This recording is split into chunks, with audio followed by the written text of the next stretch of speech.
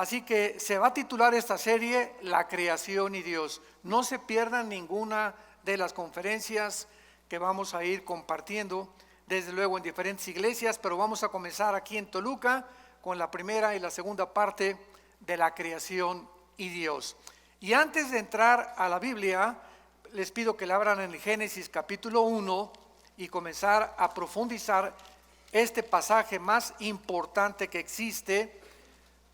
¿Por qué el libro del Génesis? Que la palabra Génesis en el hebreo viene de Genao, que significa en el hebreo Bereshit, con B de burro, Bereshit en el hebreo, y significa origen u orígenes. Entonces el Génesis es el libro de los orígenes. No vamos en esta serie a predicar de todo el libro del Génesis. Esta serie ya la compartí hace algunos años. Si no la tienen, la pueden pedir. Tenemos casi todo el libro del Génesis, versículo por versículo. Esta serie se va a enfocar simplemente en los primeros 2 capítulos del Génesis. O sea, vamos a entrar con microscopio, vamos a entrar con lupa, vamos a ver que antes de que Dios creara el mundo, la tierra como la tenemos nosotros, antes de nosotros existía otro mundo, que es el mundo de los ángeles. Y vamos a ver que este mundo de los ángeles tenía como planeta este planeta en el cual tú y yo estamos, el planeta Tierra. Y vamos a ver cómo Dios comenzó a formar todo, y vamos a ver la profundidad que existe nada más en los primeros 2 versículos del Génesis. Ahí nos podemos detener casi un mes para que podamos nosotros entender la profundidad de la mente de Dios. Entonces vamos a estudiar claramente la eternidad de Dios. Cuando hablamos de la eternidad, pues la mayor parte de los cristianos no sabemos qué significa eternidad. Creemos que es un punto de una línea recta que sale y continúa eternamente. Sin embargo, esto es una medida de nosotros, esto no es la eternidad. O cuando decimos por los siglos de los siglos o secula seculorum, creemos que ya nos vamos a seguir extendiendo por todo el tiempo. Vamos a descubrir otras cosas diferentes que Dios hizo y creó, y vamos a ver también las 3 palabras en el hebreo que son importantísimas para poder entender qué cosa Dios creó de la nada, que es la palabra bara, qué cosa Dios creó para formar, que es yatzar, y qué cosa es darle forma a algo, que es la palabra asa, así como suena, bara, yatzar con Y y asa. Si nosotros no conocemos estas 3 palabras, entonces no vamos a entender, por ejemplo, por qué hasta el 4.º día Dios creó los cielos y la tierra. Y cuando alguien me dice eso, yo les digo, ¿en dónde dice eso? Porque en mi Biblia no lo dice. ¿Cómo no, hermano? Léale ahí, Génesis 1.14, dijo luego Dios. ¿Qué cosa dice? No dice Dios creó, dijo luego Dios, haya lumbreras. Y esta palabra haya es la misma palabra hebrea, haya, que significa hacer o que se ponga algo en movimiento. Entonces el sol y la luna ya existían. Dios no los creó en el primer día de la creación de nosotros, sino que en el mundo anterior de nosotros el sol y la luna ya existían. Y el universo sufrió una especie de congelamiento para que cuando Dios volvió a recrear todo y a colocarlo en nosotros, Dios puso en movimiento lo que ya existía. Entonces todas estas cosas escondidas y todas estas cosas maravillosas de la Biblia las vamos a ir, por favor, estudiando, analizando, investigando con lupa, con microscopio, porque es ya tiempo que la iglesia de Dios pueda salir de la leche y ya podamos comenzar a comer algo mucho más sólido, que es la palabra de Dios. Ahora bien, para esto es muy importante que recordemos algo. Necesitamos aprender a pensar. Todos se quedan ahorita así, ¿Qué querrá decir con que yo necesito pensar? ¿Que acaso soy un mono o un simio? ¿No pienso o no razono? Bueno, cuando estoy diciendo necesitamos aprender a pensar, el pensamiento dentro de la filosofía griega o dentro de Sócrates, Platón, Demóstenes, etcétera, etcétera, significa no solamente pensar en algo, sino meditarlo, comerlo, asimilarlo hasta que tú lo entiendas. Y esta es la palabra que se usó en el hebreo, meditar. Salmo número 1. De día y de noche medita en este libro de la ley. Dios le dice a Josué, Josué 1, 8 y 9, Josué medita día y noche. O sea, medita es la palabra que se usa para las vacas. Cuando una vaca come, tiene varios estómagos. ¿Sabían ustedes eso de las vacas? Entonces la vaca come la paja o la hierba y hace esto. Y le da, y le da, y le da, y le da. Y después de 10 o 15 veces la pasa a los intestinos. Eso es la palabra meditar. De tal manera amó Dios al mundo que dio a su Hijo. De tal manera, y comienzas, de tal manera. ¿De qué manera, Señor? Ya ahí hay una pregunta. Amó Dios al mundo. ¿Nos amaste? ¿Qué significa el mundo? ¿Las personas o el planeta Tierra? Que dio a su Hijo unigénito. ¿Qué significa que nos diste a tu Hijo? Y te vas analizando cada frase, la vas asimilando, vas pensando en ella y de repente, eureka, como decían los griegos, lo entiendes y comienzas a descubrir la iluminación que necesitamos de la palabra de Dios que nos la da el Espíritu Santo. Entonces ya adquiere la Biblia vida a tu espíritu, porque has aprendido a leerla. Y no basta leerla, hay que estudiarla, hay que meditarla, pensar en ella y hay que memorizarla.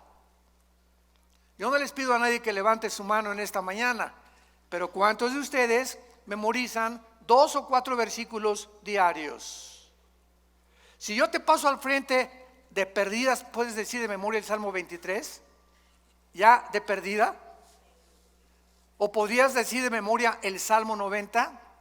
¿O nada más Juan 3:16? Estoy hablándoles muy en serio, O sea, si el cristiano no memoriza la Biblia, no vas a poder expandir tus pensamientos ni tu comprensión de la voluntad de Dios. Tenemos que memorizarla todos los días. Ponte en un papelito, Filipenses 1:6, estando persuadido que el que comenzó la obra la perfeccionará hasta el día de Cristo. Lo pones ahí en tu espejo, lo pones en tu carro, en lugar de venir con el celular ahí, lo pones en tu oficina, lo pones en tu computadora y estás pensando y repitiéndolo en la noche. Mi amor, por favor, pídeme que te repita tus versículos y le estás dando y dando. Hermano, es que a mí no se me queda nada porque nunca piensas. Yo no tengo memoria porque no la has practicado. Pero si no estás en un psiquiátrico, tienes memoria. Si no estás mal de la cabeza, tienes memoria. Y no se te quedan las cosas porque nunca lo has practicado. Es como un músculo la memoria. Tenemos que estar ejercitando y vas a descubrir que podemos llegar a memorizar capítulos enteros, salmos enteros de la Biblia. Entonces todo esto es lo que se llama, y lo que le dice Pablo a Timoteo en su segunda carta: esfuérzate en la gracia de Jesús. Necesitamos poner más de nosotros para poder comprender más la mente de Dios. Hace muchos años, en Job capítulo 38, versículo 4, Dios le hizo esta pregunta a Job. Ahora bien, si a la iglesia ni la Biblia traes, pues ya no queda más cosa, ¿verdad? Más que llorar. Porque ya venía a la iglesia sin la Biblia, pues ya entonces ya no hay manera de poder explicar nada. Job 38:4. Dios le hizo esta pregunta a Job hace muchos años. ¿Dónde estabas tú cuando yo fundaba la tierra? Házmelo saber si tienes inteligencia? En otras palabras, esta pregunta nadie la ha podido contestar. En el afán de poder nosotros los seres humanos tratar de descubrir el origen del universo, o cómo el hombre fue puesto por primera vez, qué fue primero, el hombre o la mujer, fue realmente una primer pareja la que comenzó en el planeta Tierra, y además hacia dónde se dirige el universo y nuestra vida. En este afán de descubrir las cosas, ¿qué hemos hecho? Muy bien, hemos utilizado dos medios: la ciencia. La palabra ciencia significa conocimiento humano, cuando es la ciencia secular. Entonces, a través de la ciencia, los científicos han inventado, han hipotetizado, han especulado, han filosofado, tratando de cómo comenzó todo, e inventaron una teoría. Por eso se llama teoría. ¿Cuál es esta teoría? Se le llama el Big Bang, o la gran explosión. El universo, dicen los científicos, que no tiene nada de ciencia en esto, porque no es científico, porque para que sea científico tiene que ser demostrado. Entonces, como no se puede demostrar por medios naturales ni en un tubo de ensayo cómo comenzó el universo, los científicos dicen que fue una explosión, y que de esa explosión se formaron los planetas, etcétera, etcétera. Pero sin embargo, en el siglo XX, cuando comenzaron a profundizar en la primera y la segunda ley de la termodinámica, ¿qué dice la primera y la segunda ley de la termodinámica en la física? Que nada se crea ni se destruye, y que todo está sufriendo un deterioro, una descomposición, todo se echa a perder. El carro le tienes que cambiar el aceite, tenemos que pintar los edificios, yo tengo que estar tomando vitaminas, haciendo ejercicio, nuestro cuerpo celularmente se está muriendo, el universo entero está sufriendo un desgaste. El Sol pierde millones de toneladas masa cada segundo. Las galaxias se están cada vez expandiendo y alejándose más y más y más unas de otras. Esto es lo que establece inexorablemente la primera y la segunda ley de la termodinámica. Muy bien, estas leyes están declarando que es imposible que el universo haya comenzado con una explosión. ¿Por qué? Porque al decir que sí, el universo comenzó con una explosión, y de la explosión surgió la materia, el tiempo y el espacio, estamos contradiciendo las mismas leyes de la física. Señores físicos y astrofísicos que nos acompañan y que nos escuchan a través de las redes sociales, ¿cómo puedes tú ser físico y astrofísico y contradecir, enseñarles a tus alumnos, venimos de una explosión y venimos de la nada, todo fue un accidente, y contradecir las leyes que te han enseñado, que son la base de la misma física? Entonces, nada se crea del desorden al orden, todo es al contrario. Si yo tengo una enciclopedia y recorto en pedacitos todas las hojas de la enciclopedia y las pongo debajo de un ventilador, ¿cuántos millones de años tomaría para que se pusieran de la A a la Z en orden? Yo les contesto, 10 a la 12ª potencia. Infinito, nunca se haría tal cosa. ¿Cuánto tardaría para poner a 3 changos en un piano para que sacaran la 9ª sinfonía de Beethoven? Nunca jamás podría ser eso, una certeza se podría alcanzar, nunca jamás. Entonces es imposible, y al mismo tiempo, si llegamos a la conclusión, todo surgió de una explosión. Muy bien, maestro, le voy a seguir la corriente a lo que usted me está enseñando. Usted me enseña que la materia surgió de la nada. Ahora, ¿la nada produce algo? La nada no produce nada. Y si comenzó con una explosión, ¿quién la produjo la explosión? Tuvo que haber un acelerador que haya producido eso, pero si no había nada antes de la explosión, ¿qué la produjo? Y seguimos esta línea filosófica y acabamos con la pregunta de los 64,000 pesos. ¿Y el pensamiento quién lo produjo? Virgen de María y José. La materia produce el pensamiento. La materia produce el pensamiento. Un pedazo de roca, un pedazo de materia produce el pensamiento y la conciencia humana. Entonces se dan cuenta que estamos pensando. Es a lo que me refería. Cuando comenzamos a aprender a pensar y a seguir la lógica elemental, que es la línea que se tiene que usar para poder llegar a una verdad, necesitamos aprender a pensar y no aceptar simplemente, pues venimos de chita, el universo fue hecho de una explosión, y en las universidades y en los museos se sigue enseñando esto y la gente nunca se para a pensar si es verdad lo que te enseñaron. Otro ejemplo, todos nosotros venimos de la religión popular, de aquí en México. Mis padres, ¿verdad?, eran sumamente religiosos. Mi hermano Alejandro y yo, que él me guió a Cristo a mí hace 43 años, éramos así de misa de las 6 de la mañana, muy religiosos. Y mi padre era una persona bastante culta, ¿verdad? Era ingeniero civil y era una persona que le gustaba mucho la filosofía también. Y un día me dijo esto: Armando, me voy a poner a pensar algo. ¿Es posible que nosotros los oremos y nos inclinemos ante las estatuas? Una vez me dijo papá, inclinarse ante una estatua, oye, hey, ¿me oyes? No, no oye. ¿Ve? Tampoco ve. ¿Se mueve? Tampoco. ¿Ante quién estoy adorando? Y me puse a pensar, porque mi papá me puso esa pregunta, diciéndome que realmente él no creía tampoco en lo que la religión le había enseñado. Ahora, ¿es posible que lo que nos enseñaron contradiga la Biblia? Cuando la Biblia dice que somos santos ya delante de Dios. ¿Y por qué las personas que pertenecen a estas religiones, síganme con mucho cuidado, no se ponen a pensar que lo que están aceptando es completamente cuestionable y es ilógico y no puede ser? Porque no queremos pensar.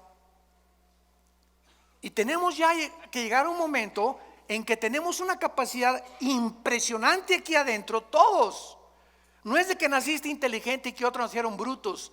No, todos nacimos con un cerebro y todos tenemos la libertad de poder expandir lo que tenemos aquí, así, o así, o así, o cuando te mueras, como chinche, así te mueres.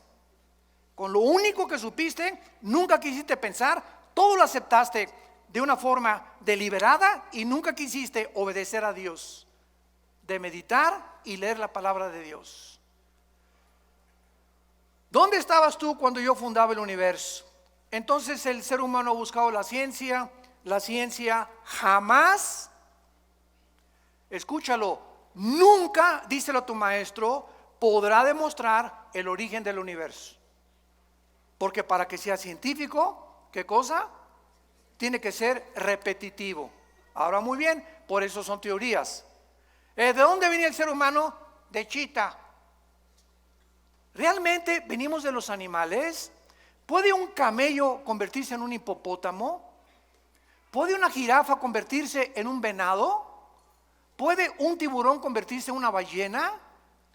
¿Puede una bacteria convertirse en un microbio o un microbio en una bacteria o una bacteria en otra partícula microscópica del mundo microscópico? Esto contradice la genética. ¿Qué dice la genética ahora que descubrieron el ADN? 1954, los doctores Crick y Watson, que tenemos dentro un software en las millones de células de nuestro cuerpo, donde dentro de mi célula tengo una particularidad donde está escrito quién soy. Esto está tremendo.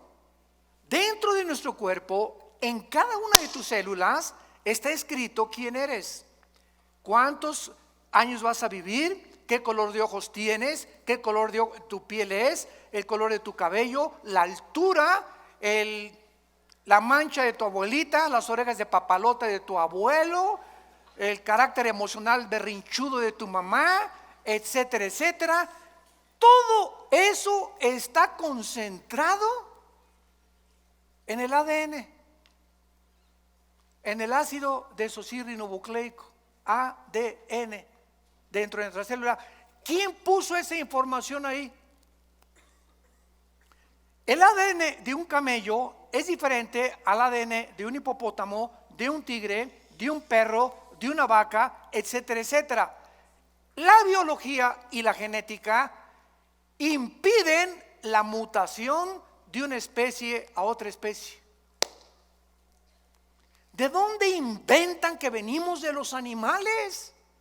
Nunca se han puesto a pensar. Ya la biología, las leyes de la ciencia, de la física, contradicen la teoría de la evolución que te enseñan en la universidad. ¿Y por qué te la siguen enseñando? ¿Por qué esos maestros que te la enseñan no quieren pensar?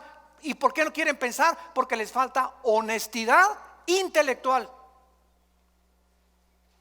Porque si fueran honestos intelectualmente podrían decir: oye, la biología niega la evolución. Los aminoácidos, que son los ladrillos de la vida, han impedido, impiden e impedirán la evolución. La física impide la evolución. ¿Por qué? Porque no venimos de menos a más, vamos de más a menos. La genética impide la evolución por la construcción del ADN, que no se puede hacer una mutación de una especie a otra especie. Y como dijo Dion Teofilito, en mi tierra, y seguirán buscándolo. El famoso eslabón perdido.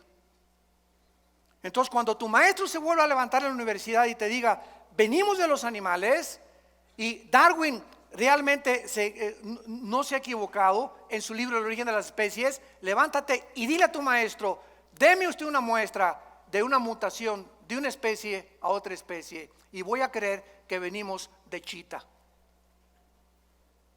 Pero se sigue enseñando. ¿Por qué se sigue enseñando? Porque no quieren pensar y porque saben que si se ponen a pensar van a acabar en la Biblia.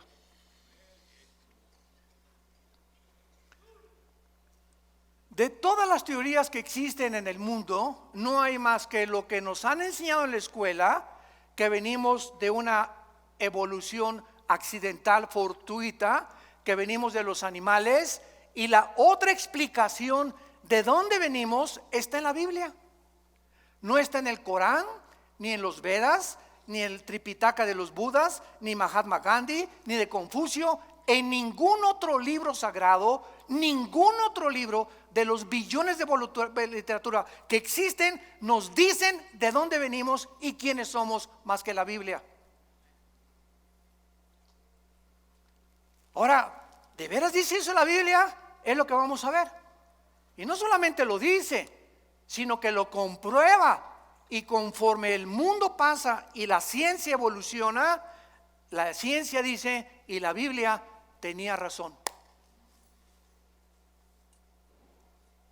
Durante siglos se preguntó por qué José no se metía con María para que naciera Jesús.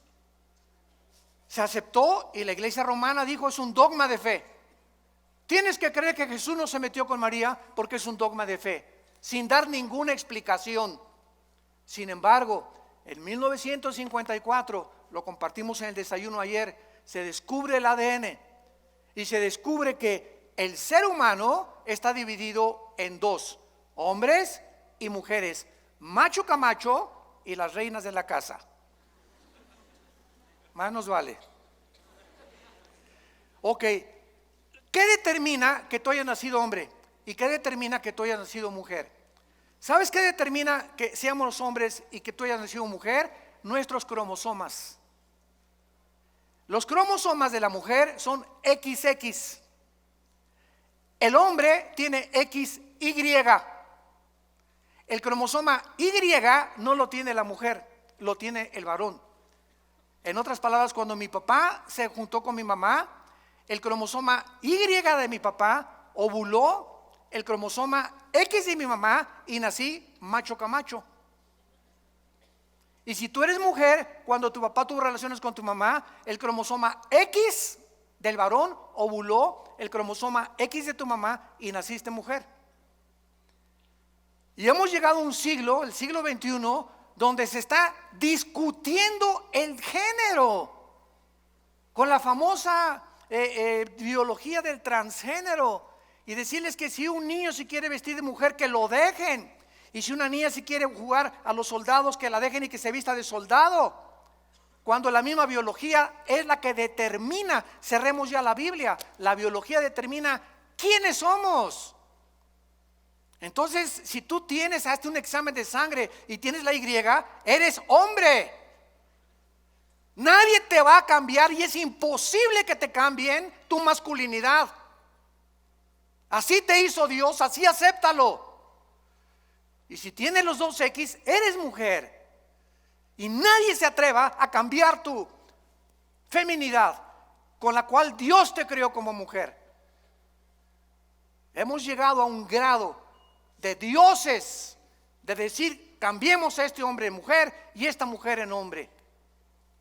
Y llegar al grado que es el síntoma más grande de descomposición social, de poder llegar hasta el matrimonio, hombres con hombres, mujeres con mujeres, y destruir el patrón de la familia que tiene su origen en la Biblia, y creer que ahora la familia es hombre, con niños, mujer y mujer con niños. Y la Biblia dice que la familia es un hombre con una mujer que fue la que parió a mis hijos, y esa es mi familia delante de Dios.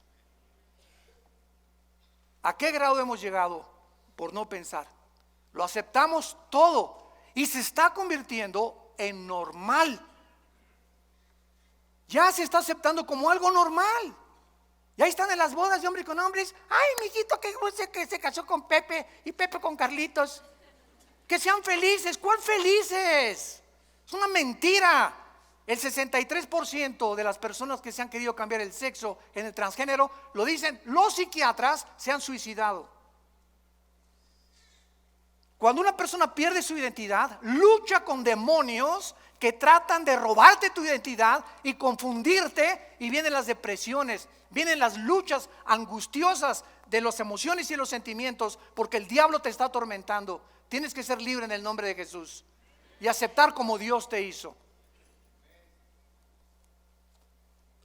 Nadie aplaude, pero que Dios los bendiga. A la palabra de Dios. Muy bien. Y por otro lado, en su afán de descubrir el origen de las cosas y del universo y nosotros, se ha recurrido a la ciencia y a la brujería, al ocultismo, a las limpias, a tratar de penetrar en el mundo del más allá, con espíritus, con contacto con los muertos, con contacto con los espíritus, porque no sabemos quiénes somos, ni a dónde se van los muertos, ni qué nos da la energía, ni qué nos da el poder.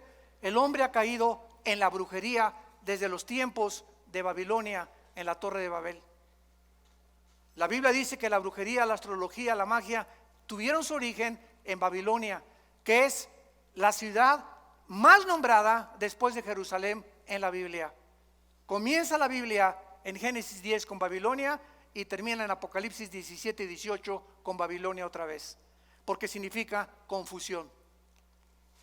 El hombre sin Dios está confundido, y por eso hemos tomado caminos que la evolución, que la brujería, que el ocultismo, que voy a cargarme de energía en las pirámides de Teotihuacán, voy a consultar a los muertos con los mediums que me hagan limpias.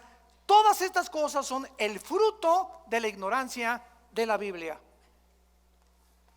Jesús dijo: yo soy la luz, y bajó del mundo hace 2000 años para alumbrar nuestros ojos.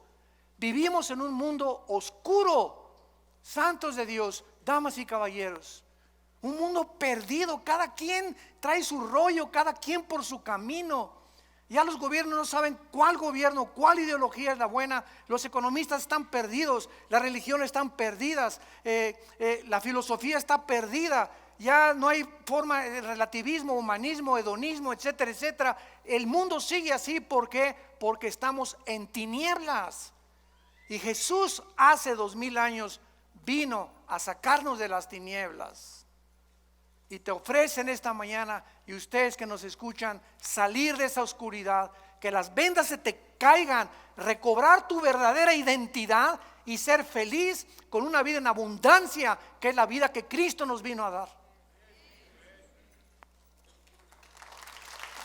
Muy bien.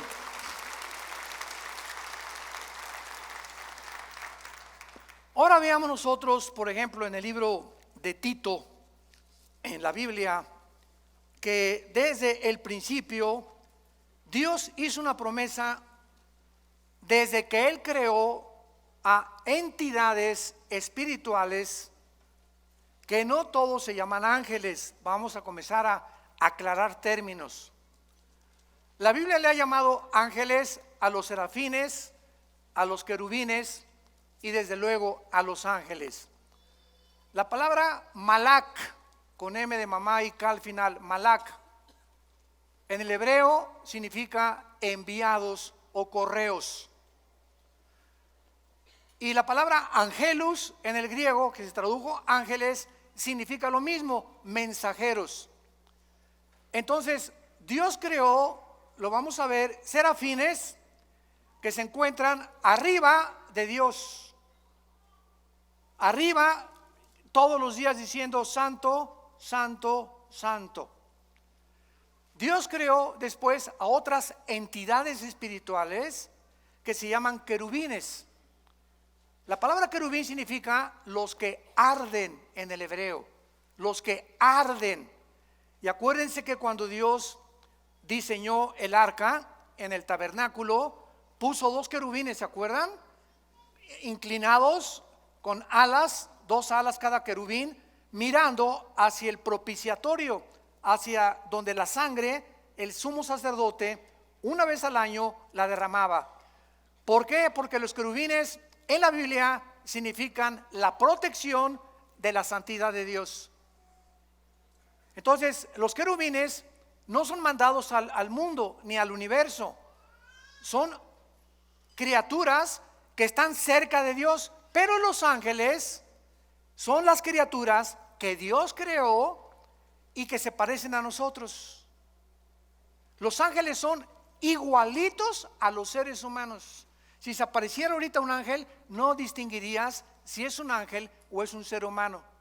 Dice Hebreos 13:4 que muchas veces hemos hospedado gente que no nos hemos dado cuenta que son ángeles. Aun cuando en su verdadera esencia los ángeles son altos, ¿verdad?, luminosos y fortísimos. Uno solo mató en el Antiguo Testamento a más de 3,000 filisteos. Entonces, los ángeles son los mensajeros de Dios. Las criaturas que Dios ha enviado desde donde Él habita hacia el mundo donde tú y yo vivimos. Y los ángeles, dice Hebreos capítulo 1, nos sirven a nosotros para cuidarnos. Salmo 30 y 90 también, a sus ángeles mandará ante ti que tu pie no tropiece en piedra. Y son luminares que nos guardan y nos han guardado muchas veces de muchos accidentes y de muchas cosas que nos pudieron haber sucedido de no haber sido por su intervención invisible. Entonces, esto es muy importante entenderlo. Los querubines no son ángeles, los serafines no son ángeles, los ángeles son los mensajeros, los que han venido al mundo a cuidarnos y a observarnos las 24 horas. En Tito capítulo 1, versículo 1 y 2, vean ustedes que antes de que Dios creara a los ángeles, querubines y serafines, antes de cualquier cosa, dice así: Pablo, siervo de Dios y apóstol de Jesucristo, conforme a la fe de los escogidos de Dios y el conocimiento de la verdad, que es según la piedad.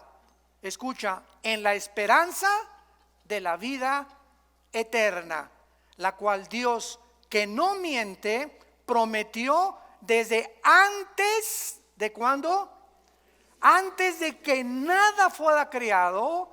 Dios prometió que a las criaturas que Él iba a crear fueran eternas.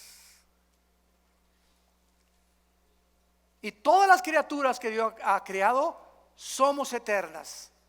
Tanto los ángeles caídos que van a ser condenados serán condenados. Nosotros viviremos eternamente. Entonces es lo que se llama la vida eterna, que es la vida con Dios. Dios diseñó, planeó que todo lo que existiera fuera eterno porque Él es eterno. Entonces Dios le plació en su sabiduría crear la eternidad para que nosotros pudiéramos vivir en ella. Vean por ejemplo en Isaías capítulo 57 lo que la Biblia dice acerca de la personalidad y de la esencia de Dios. Isaías 57 versículo 15. Porque así dijo el alto y sublime, el que habita. ¿Dónde habita Dios? Ahorita explicamos qué es la eternidad. Ahí vamos a entrar ya. El que habita la eternidad y cuyo nombre es el Santo.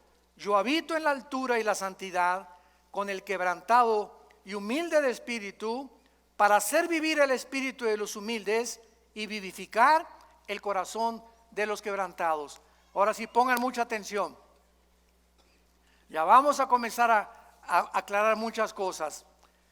La eternidad, supongamos que está así, ¿verdad? En un espacio ilimitado, desde luego. Dios habita en la eternidad. La eternidad no hay tiempo. En la eternidad no hay pasado, no hay futuro. Cuando Jesús se revela a Moisés, Éxodo capítulo 3, le dice: yo soy el que soy. O sea, el que es, ¿verdad? Ahorita. Él es el Dios del presente. Yo sé que es difícil de entenderlo porque nosotros habitamos en 4 dimensiones donde hay pasado, presente y futuro, pero ahorita los fusibles no se les van a fundir. Entonces, la eternidad es donde Dios habita. Dios, entonces, cuando dice en el principio Dios creó los cielos y la tierra, Dios creó abajo de la eternidad 3 cielos. El cielo donde Él habita, el cielo cósmico y el cielo atmosférico. Segunda de Corintios capítulo 12, versículo del 1 al 3. Ahí Pablo menciona los 3 cielos. Entonces, estos 3 cielos no existían siempre. Fueron creados abajo de la eternidad. Ahora, cuando Dios crea el tercer cielo, el segundo cielo y el tercer cielo, Dios crea unánimemente, junto con los 3 cielos, el tiempo, la materia y el espacio.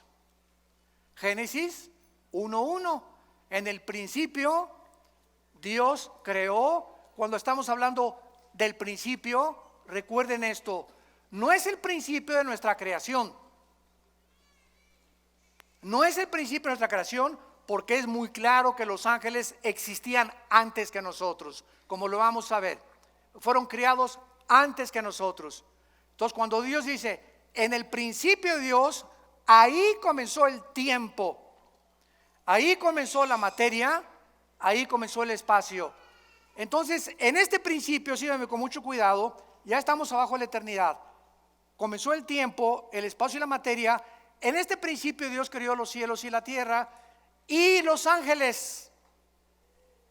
Y cuando Jesús dice en el principio era el verbo era con Dios y el verbo era Dios. Y primera de Juan 1 dice: lo que era desde el principio, lo que nuestras manos palparon y vieron tocante al verbo de vida, porque la vida fue manifestada. Juan 3 veces repite que este principio fue antes de nosotros. No es cuando nosotros fuimos creados. Nosotros fuimos creados después del principio, como lo vamos a ver en el versículo 2 del Génesis, que algo pasó en el principio, que Dios volvió a recrear la tierra, a crearnos a nosotros después de los ángeles, para ponernos arriba de los ángeles, gobernar a los ángeles, y la regamos. Y Satanás, Lucifer, volvió otra vez a ocupar el planeta Tierra y el universo, hasta que vino Jesús, le quitó el poder a Dios, Jesús a Lucifer, y el poder que tenía Lucifer nos los dio a nosotros los cristianos. Y mayor es el que está entre nosotros que el que está en el mundo.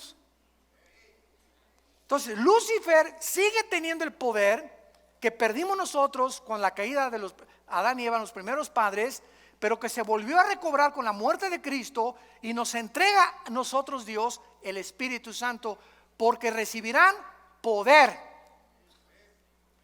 Hechos 1:8. Vean que si no ponemos en orden todo, no entendemos el Nuevo Testamento.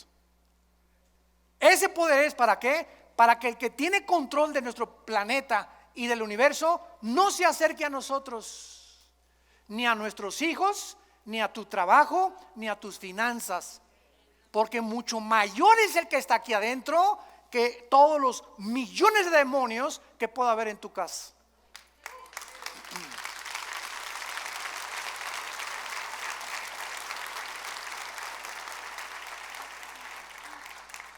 Ya, por favor, no digan, pastor, ¿puede venir a mi casa a echar el chamuco fuera? Pastor, oigo ruidos en mi casa, tengo mucho miedo, ¿puede venir a orar por nosotros a la casa? ¿Qué no sabes que tú tienes el mismo poder? ¿Pero por qué no lo sabes? Por la ignorancia de la Biblia.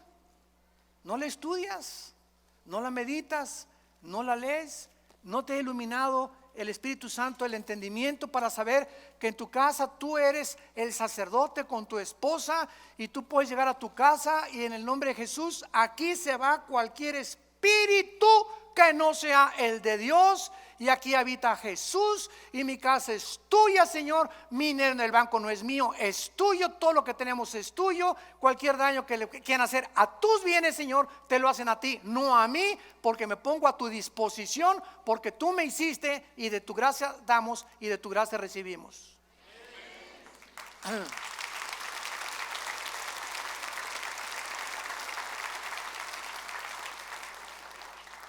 Dios pues diseña que nosotros entremos a la eternidad.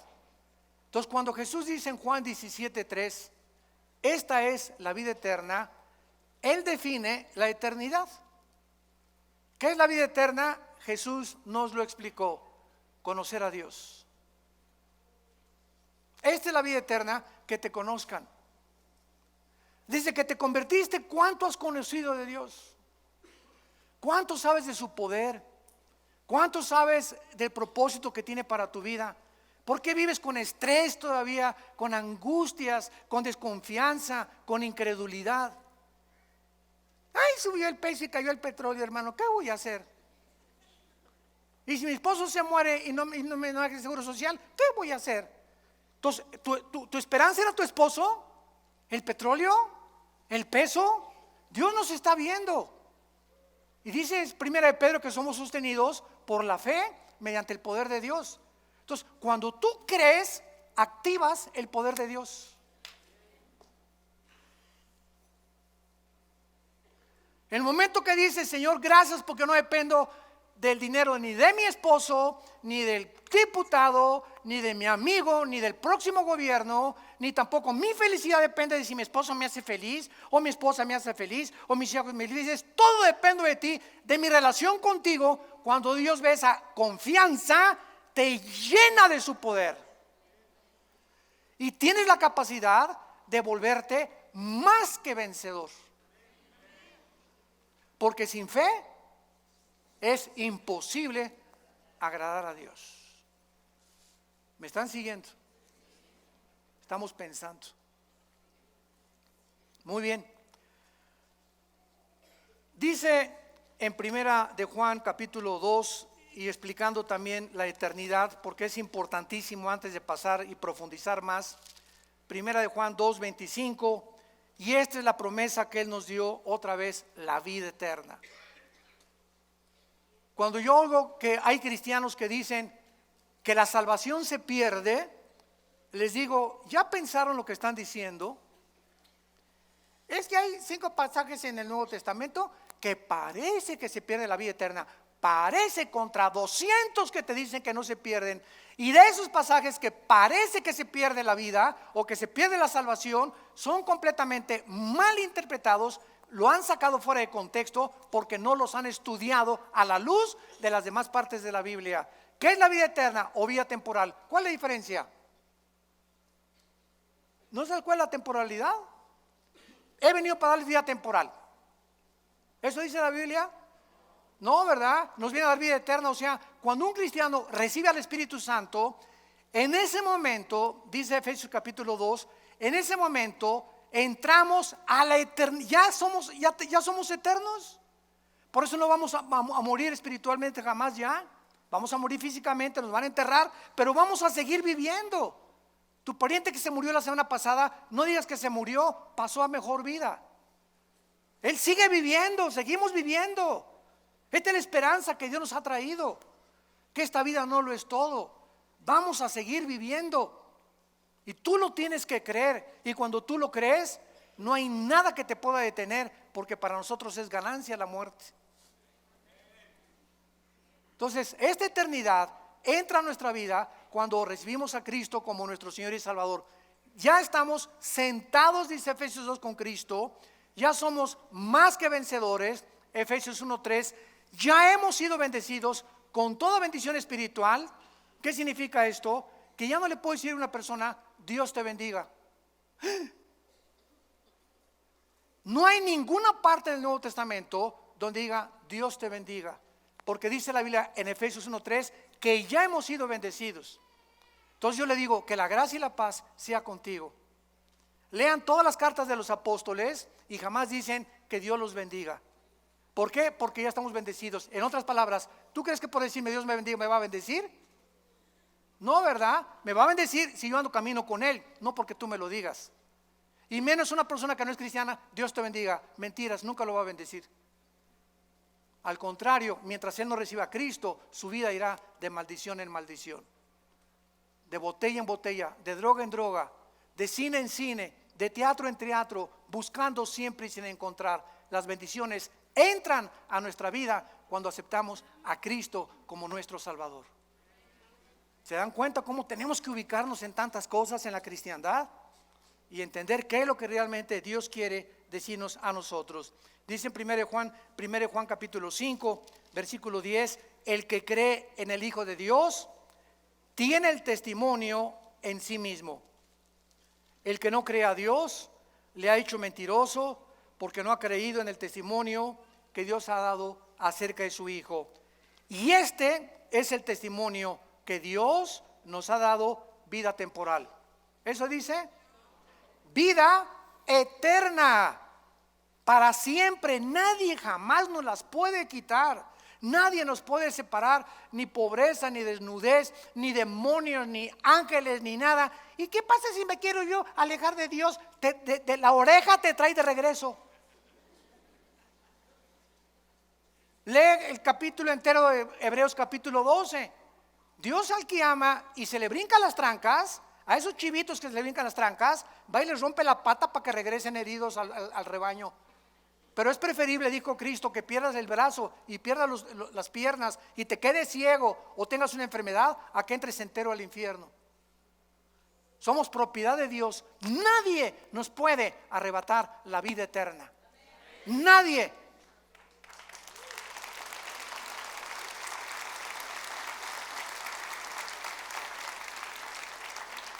Dios nos ha dado vida eterna y esta vida está en su Hijo. El que tiene al Hijo tiene la vida. El que no tiene al Hijo no tiene la vida. En otras palabras, tú puedes tener una religión, ser católico, bautista, venir aquí a Vida Nueva, carismático, nazareno, mormón, no me importa la religión que tengas.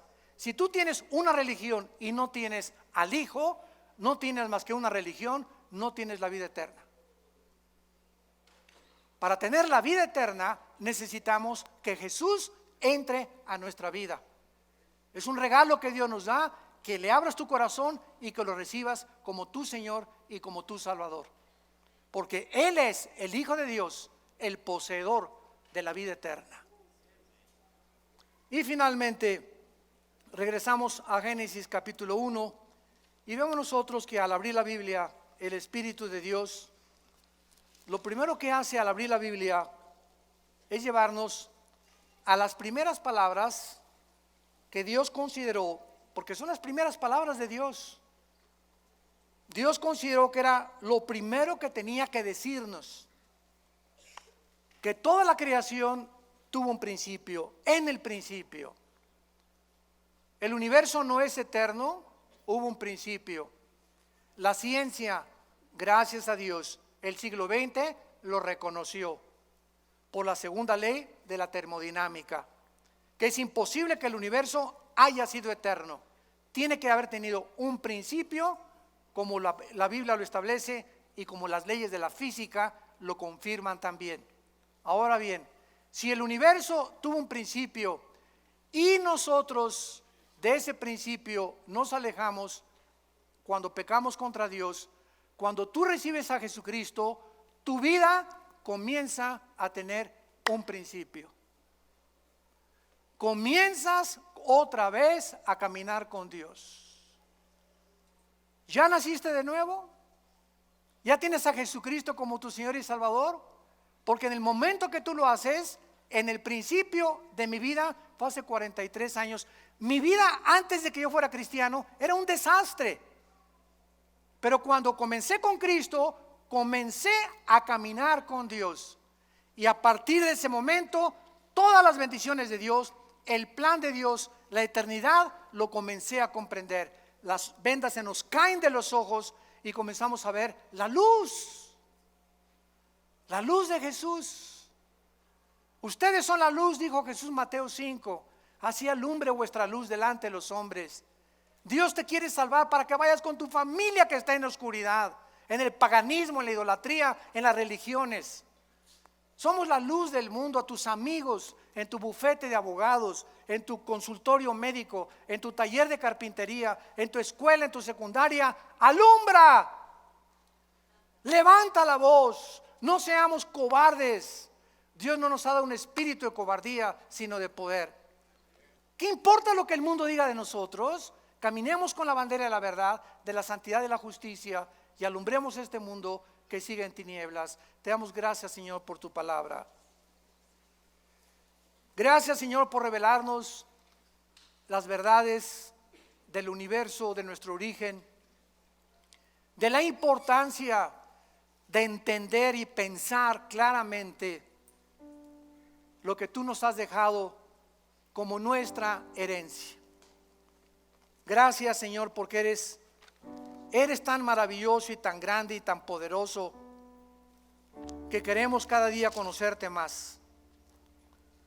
Por lo cual pedimos que nuestro Dios y Padre de Jesucristo, el Padre de la gloria, les dé a cada uno de ustedes un espíritu de sabiduría, de revelación en el conocimiento de Jesús. Ser más que vencedores, ser guerreros y guerreras de Dios, valientes, porque aunque venga el enemigo como un río, levantaremos bandera contra él, porque mayor es el que está dentro de nosotros. Y no tenemos un espíritu de cobardía, sino de poder, de amor, de dominio propio. Y que el Dios de esperanza te llene de todo gozo y paz en el creer, para que abundes en esperanza por el poder del Espíritu Santo y seamos capaces de llegar al final de nuestra vida y acabar diciendo con el apóstol Pablo: he acabado la carrera, he peleado la buena batalla de la fe, por lo cual nos está esperando la corona de la vida.